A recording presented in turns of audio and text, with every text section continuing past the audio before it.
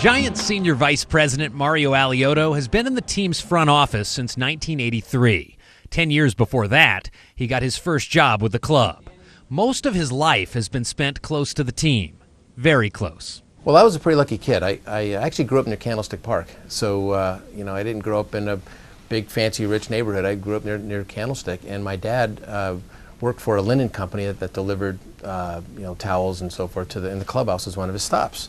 This was the early 70s when legendary Giants equipment manager Mike Murphy first hired Mario's brother Carl as a bat boy, while the younger brother always stayed close by. I'd always go with my dad to pick up my brother every night after, and I'd just hang out by the door. And the thing is that a lot of folks don't know is we actually were bat boys on the visiting side, because back then Mike Murphy was the visiting clubhouse manager.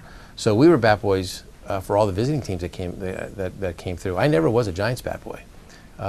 But back then the clubhouses were very close together, and we were always in the Giants clubhouse and so forth. But anyway, one day Murph asked if I would want to come in and help us out for a minute. So I walked in, and I think I swept one thing into a dustpan and gave me $5.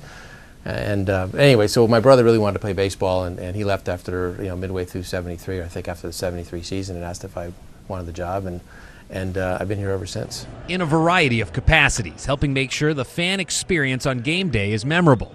But here's where this Giants family story gets taken to another level.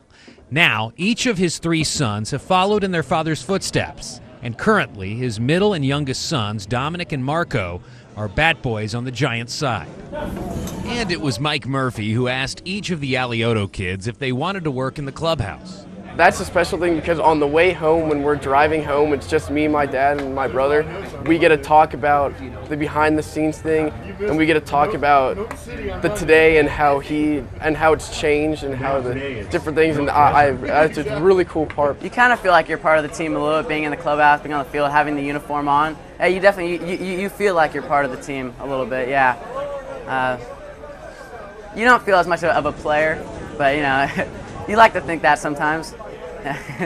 Their older brother, Tony, was the first of the siblings to carry on the tradition, and they have a younger sister. I have a daughter, 12. I'm not sure I'm not sure about it. She looks at me and I said, well, Juliana, I'm not sure what we can do here, but my wife and daughter come out to the games a lot, and baseball's been kind of a part of who we are. Including sharing in the great triumphs, like a World Series victory from an amazing vantage point.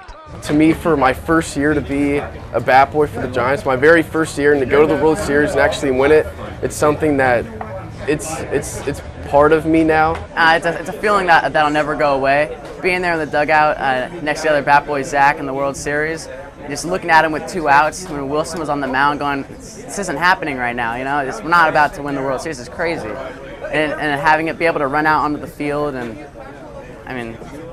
it's, like I said, it's a feeling that'll never go away. I'll remember forever. I can tell my kids. Well, that was a pretty magical year last year for them and for us and for all Giants fans. Experienced by many with family, and the common theme, passion for the Giants on many levels.